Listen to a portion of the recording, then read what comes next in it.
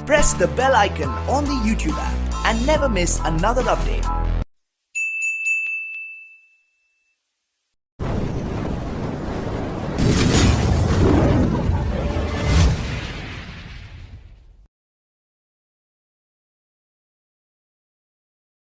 Good morning everyone, कैसे हैं आप लोग? सब लोग अच्छे होंगे उम्मीद करते हैं। आज हम लोग बहुत इंपॉर्टेंट टॉपिक पढ़ेंगे, है ना। आज की टॉपिक बहुत ज़्यादा इंपॉर्टेंट है, थोड़ा ध्यान दीजिएगा। आज हम लोग बात करते हैं कॉन्वेक्स और कॉन्केव मिरर की कुछ कॉन्सेप्ट्स, है ना। कुछ इंपॉर्टेंट टर्म्स क्या क्या होते हैं, कॉन्केव मिरर कैसे बना, कॉन्वेक्स मिरर कैसे बना, उसकी भी थोड़ी सी कहानी हम लोग बात कर लेते हैं। जैसे आपके पास एक स्फेरिकल, सपोज करिए शीशे का एक बॉल है, स्फेरिकल है तो पक्का है कि इसका कहीं ना कहीं सेंटर होगा। तो मैं क्या करता हूं, इस स्फेरिकल बॉल से एक साइड से स्लाइस, एक बहुत पतला एक स्लाइस ऐसे काट करके मैं निकाल लेता हूं।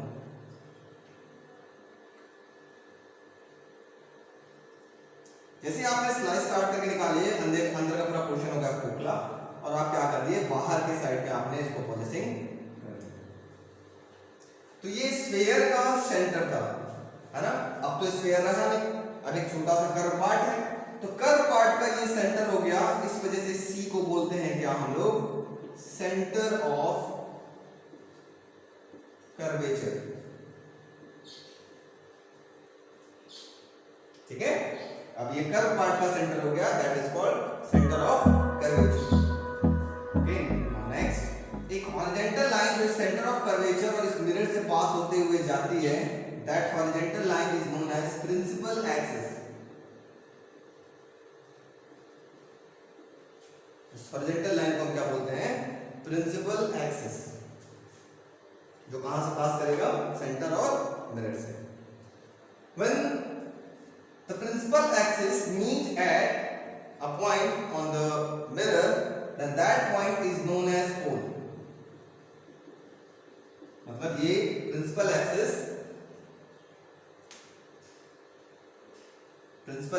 इस मिरर पे किसी पॉइंट पे मिलती है, कट करता है, उस पॉइंट को हम बोलते हैं पोल। प्रिंसिपल एक्सिस, है ना, ये पूरे लाइन को प्रिंसिपल एक्सिस बोले, इस पॉइंट को आपने पोल बोला। पोल और सेंटर ऑफ कर्वेचर की जो बीचों बीच की एक पॉइंट होती है, that point is known as focus. तो आप कह सकते हैं the mid point of pole and centre of curvature is called focus, ऐसा भी आप कह सकते हैं। F is known as focus. So what is focus? The midpoint of pole and center of curvature is called focus. ऐसा ही similar term आप concave convex mirror के अंदर भी आप देखेंगे। और इसको कैसे कंस्ट्रक्ट करते हैं, बनाने का तरीका एकदम सेम है। आपके पास एक स्फेरिकल शीशे का बॉल है, सपोज करिए, उससे आपने एक स्लाइस कट करके आपने ऐसा निकाल लिया। अब इस पोर्शन से स्लाइस करके निकालेंगे, ऐसा स्लाइस कट करके आपने निकाल लिया। क्योंकि ये स्फीयर था, स्फीयर कहीं ना कहीं सेंटर रहा होगा इनिशियली। अब तो स्फीयर रहा नहीं, अब क्या रहा, ये एक कर्व पार्ट का सेंटर है, तो इसका नाम आप क्या बोलेंगे, सेंटर ऑफ कर्वेचर। सेम आपके पास इसके लिए भी वही सेंटर ऑफ कर्वेचर। जैसे ये कर्व पार्ट हो गया, अंदर से आपने काट के निकाल लिया, तुरंत इस पोर्शन पे आपको क्या करना होता है, पॉलिश करना होता है। पॉलिशिंग कर दिया। अब जहां भी एक हॉरिजॉन्टल लाइन जो कि सेंटर ऑफ कर्वेचर से पास करते हुए जाएगी, that line is known as principal axis.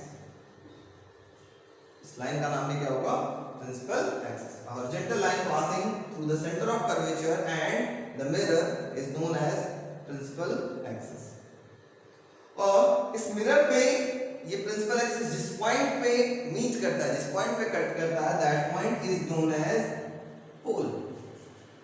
ठीक है, इस पॉइंट को आप क्या बोलते हैं, पोल। सेम वैसे जैसा इसमें था आपके पास। ओके, फिर आप कहेंगे सर इसमें भी फोकस होगा, यस फोकस होगा। पोल और सेंटर की वही मिड पॉइंट, बीचों बीच की जो पॉइंट होगी, that is known as focus. The mid point of pole and centre of curvature is known as focus. ठीक है, फोकस का डेफिनेशन भी आगे कुछ और भी होगा। It is the point where pole lines are supposed to be converged या diverged from that point। अभी हम लोग आगे डेफिनेशन इसको देखेंगे, आगे भी इसके बारे में बात करेंगे। तो ये आपके पास बेसिक टर्म है जो हम कॉन्वेक्स या कॉन्केव मिरर में बार बार हम लोग यूज करेंगे। इसको आप लोग ध्यान में एकदम रखे रहिएगा। अगर ये याद रहेगा तभी आपको सब कहानी आपको आगे की समझ में आएगा बच्चों। तो आज हम बड़ा इंपॉर्टेंट टॉपिक जो हम कह रहे थे जिसके बारे में आज हम लोग को स्टडी करना है वो है कॉन्वेक्स मिरर और कॉन्केव मिरर के बारे में। हम लोग कुछ रूल्स इनके बारे में पढ़ेंगे।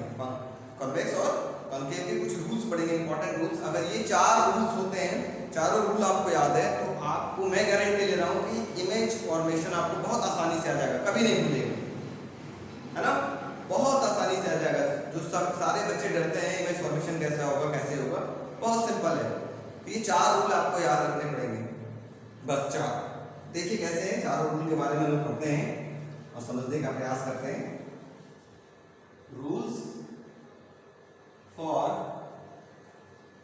कॉन्केव एंड कॉन्वेक्स मिरर, ये हमारा हेडिंग हो गया। यहां पे हम बात कर लेते हैं कॉन्केव मिरर के बारे में।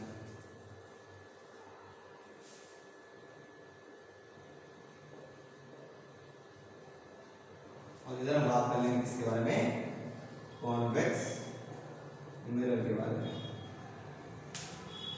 इधर कॉन्केव मिरर और इधर कॉन्वेक्स मिरर। तो रूल्स क्या है, फर्स्ट रूल, हेडिंग दोनों के लिए सेम रहेगा बच्चों, याद रखिएगा। इसीलिए हम हेडिंग को बीचों बीच में लिख रहे हैं। When a ray of light is parallel to principal axis. तो पहला हेडिंग है when a ray of light is parallel to the principal axis.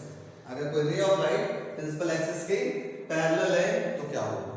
एक बात याद रखिएगा बच्चों, कॉन्वेक्स मिरर में फोकस और centre of curvature right side में होंगे और कॉन्केव मिरर में फोकस और centre of curvature left side में। तो देखिए एक पैरेलल लाइट आ रहा है, तो जैसे ये लाइट इस मिरर से टकराएगा, टकराने के बाद वो रिफ्लेक्ट होगा, है ना। कहां जाएगा वो लाइट, टकराने के बाद ये लाइट रिफ्लेक्ट होने के बाद ये लाइट फोकस से पास होगा। ऐसे यहां से भी लाइट आया, मिरर से टकराया, टकराने के बाद वो कहां से पास करेगा, फोकस। इसका मतलब when a ray of light is parallel to the principal axis then after reflection it passes through focus।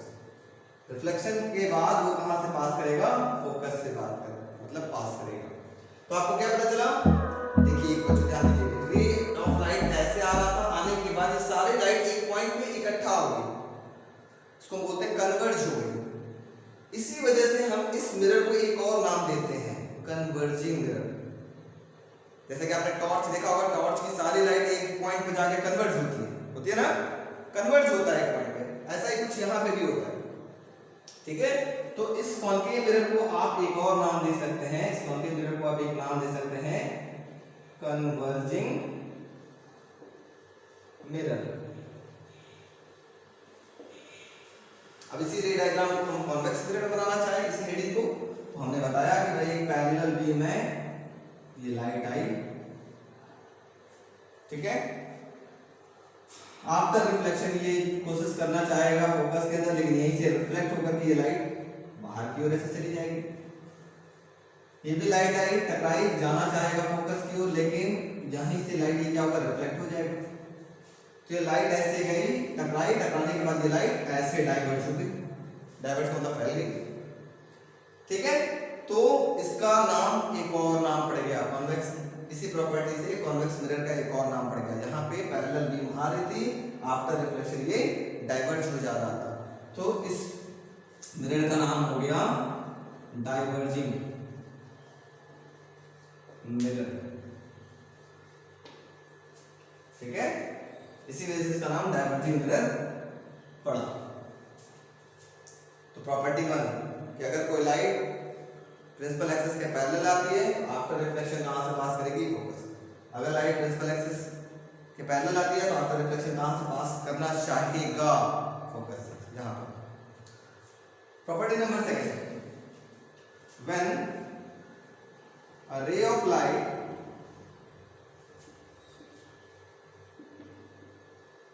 passes through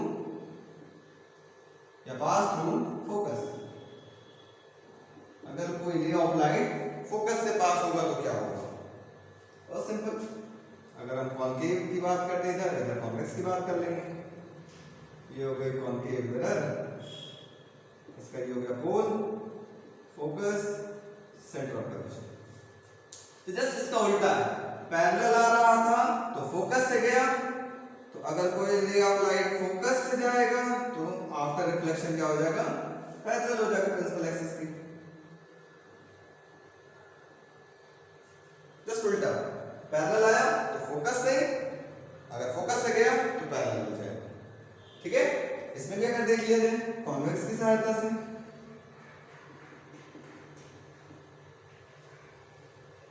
ये हो गया पोल, सेंटर ऑफ कर्वेचर, फोकस। अगर कोई रे ऑफ लाइट फोकस से पास होना चाहता है तो आफ्टर रिफ्लेक्शन यहीं से रिफ्लेक्ट होगा। ठीक है बच्चों, मिरर पे टकराते ही आफ्टर रिफ्लेक्शन ये क्या होगा, प्रिंसिपल एक्सिस के पैरेलल चला जाएगा।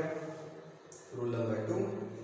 ठीक है, पहला दूसरा दोनों को कॉपी पे नोट कर लीजिएगा, स्क्रीनशॉट ले लीजिएगा और नोट कर लीजिएगा। तीसरा हम केस बात करते हैं। केस नंबर 3 क्या है,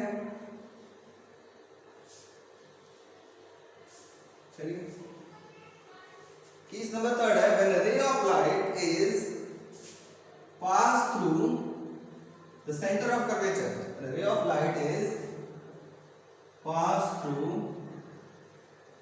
the center of curvature. C. अगर कोई ray of light centre of curvature से पास कर रहा हो, ये हो गया आपके पास mirror, pole, focus, centre of curvature. अगर कोई ray of light centre of curvature से पास कर रहा है देन आफ्टर रिफ्लेक्शन वो उसी रास्ते से चला जाएगा जिस रास्ते से वो आया था। ठीक है, सो व्हेन रे of light passes through center of curvature then after reflection it retraces its own path. ठीक है, सेम केस आपके पास कॉन्वेक्स मिरर में भी होगा, पोल, फोकस, सेंटर ऑफ कर्वेचर। अगर कोई ray of light centre of curvature पे आना चाहता है तो after reflection retraces its own path. बस देखिए बच्चों, रे डायग्राम थोड़ा सा अंतर हो रहा है दोनों में, लेकिन दोनों का कहने का मतलब सेम है। ठीक है, दोनों के रूल सेम है। प्रॉपर्टी नंबर ये 3 था आपके पास। प्रॉपर्टी नंबर 4 क्या है आपके पास, प्रॉपर्टी नंबर 4 है when a ray of light is passed through pole. अगर कोई रे ऑफ लाइट पोल से पास करता है तो क्या होगा, तो ये हो गया concave mirror, pole, focus, centre of curvature. ये हो गया convex mirror, pole, focus, centre of curvature.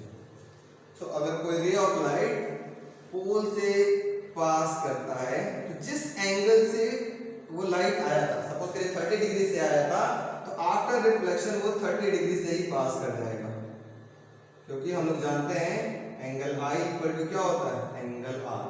Laws of reflection of light से हम लोगों ने पढ़ा था, तो यहाँ पे लॉज ऑफ रिफ्लेक्शन फॉलो होगा, तो जिस एंगल से वो पोल पे गिरा था वापस उसी एंगल से वो रिफ्लेक्ट बैक हो जाएगा। सेम केस यहाँ भी, जिस एंगल से वो पोल पे आया था आफ्टर रिफ्लेक्शन उसी एंगल से वो क्या करेगा, रिफ्लेक्ट हो जाएगा। यहाँ पे भी laws of reflection of light follow होगा। उम्मीद करते हैं बच्चों आपको ये चारों रूल समझ में आया होगा। ये चारों रूल आपको थॉरली बाय हार्ट याद होना चाहिए। अगर ये चारों रूल आपको याद हो गया तो रे डायग्राम आपको बनाना आपको बहुत आसान होगा। मिरर का केस का रे डायग्राम बनाना सो सिंपल, बहुत आसानी से। ठीक है, तो इसको आप कॉपी में नोट कर लीजिएगा और इसको प्रैक्टिस करिएगा। ठीक है बच्चों, आज के लिए सिर्फ इतना ही।